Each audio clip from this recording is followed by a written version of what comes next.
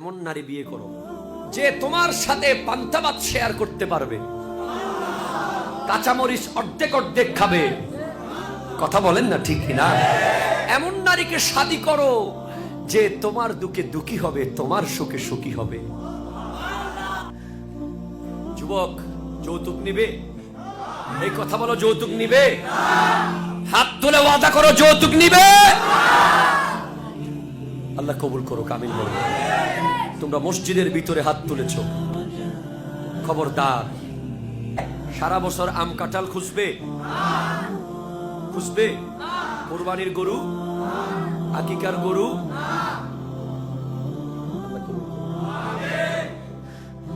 যে ব্যক্তি আল্লাহ সৃষ্টিকে ভালোবাসে, আল্লাহ তাকে অবশ্যই ভালোবাসে।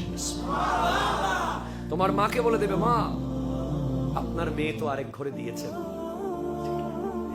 আজকে যদি যাদের মেয়ে নাই, আপনার মেয়ে থাকলে দিতেন না আরেকজনের ঘরে? একটু ভাবুন না, আপনি যখন আমার ওয়াইফের দিকে, আপনার পুত্রবধূর দিকে খেয়াল করেন ভিন্ন নজরে, টাকা পয়সা, ফার্নিচার, অমুক সমুকের জন্য, আপনার মেয়ের দিকে যদি কেউ সেভাবে তাকায়, আপনি মায়ের কি কষ্ট হবে না? তোমরা বলে দিবা, বিয়ের সময় বলে দেবে, মা আমি কোনো যৌতুক নেব। হ্যাঁ, তারা যদি স্বাচ্ছন্দ্য বোধ করে নিজের থেকে কোনো হাদিয়া দিতে চায়, সেটা ভিন্ন ব্যাপার। তাদেরকে স্পষ্ট করতে হবে আমাদের কোনো চাহিদা না, আমরা শুধু একটা আল্লাহওয়ালা রমণী চাই, নামাজি রমণী চাই, কোরআন তিলাওয়াতকারিনী চাই, মা বাবার খাদেমা চাই। আল্লাহ বুঝার তৌফিক দান করুন।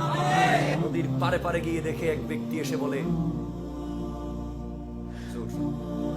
হুজুর এই গাছটা কি আপনার? এখান থেকে একটা আপেল পড়েছিল, নদী দিয়ে বেয়ে বেয়ে চলে যাচ্ছিল। আমি ইবাদত রিয়াজত করতে করতে খুব ক্ষুধার্ত হয়ে পড়েছি, সাথে তেমন কোনো খাবার ছিল না। হঠাৎ ক্ষুধার নিবারণ করতে নিয়ে খেয়ে ফেলেছি। এটা তো জায়েজ।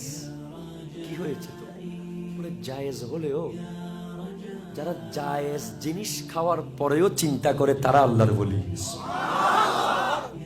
জায়েজ ঠিক আছে, তারপরও ভয় লাগতেছে, অনুমতি তো নিই নাই আপনার গাছের ফল। আপনি যদি কিয়ামতের মাঠে আমাকে ধরেন, মনে বলতেছে, গৌসে পাকের বাবা যখন বলতেছেন, হুজুর এই গাছের ফলটা কি আপনার? আমি তো খেয়ে ফেলেছি, এখন কি করব? উনি মনে মনে বলতেছেন খুশি হয়ে, আলহামদুলিল্লাহ, মেয়ের জামাই পেয়েছি, আল্লাহ তোমাকে শুকরিয়া। খেয়েছো কেন? মাফ করে দেন না। বলে, মাপ নাই, কাজ করো। যাচ্ছে কোথায়?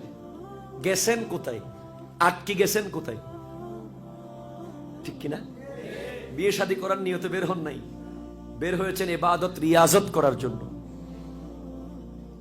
গোলামি করো, গোলামি করো। করতেছে কয় বছর? 12টি বছর কাজ করার পরে বলছেন এখন মাপ করেছেন। 12 বছর কাজ করার পরে বলে, বাবা মাপ করবো, আগে একটা কাজ করো, যাও বাগান থেকে একটা ফল চিড়ে নিয়ে আসো, আমি খাবো। ফলটা নিয়ে আসছে, চিড়ে দেখে এটা খাওয়ার উপযোগী না, কাঁচা। কিরে তুমি বুঝো নাই আমি খাবো বলছি না? বলে, আমি তো আনছি খাওয়ার জন্যই আনছি। বলে, কোনটা কাঁচা কোনটা পাকা তুমি চিনো না? বলে, গত 12টি বছর আপনার বাগানের ফলের দিকে আমি তাকাই নাই। গোড়া সাফ করেছি, আগাছা সাফ করেছি, পাতা পরিষ্কার করেছি, যা যা করেছি দায়িত্ব ছিল, কিন্তু খিদার জ্বালায় মরে গেলেও বাগানের ফলের দিকে তাকাই নাই। কারণ পাকা ফল দেখলে শয়তান যদি আবার আরেকটা খাবাই দেয়, আর কত বছর যে কাজ করতে হবে।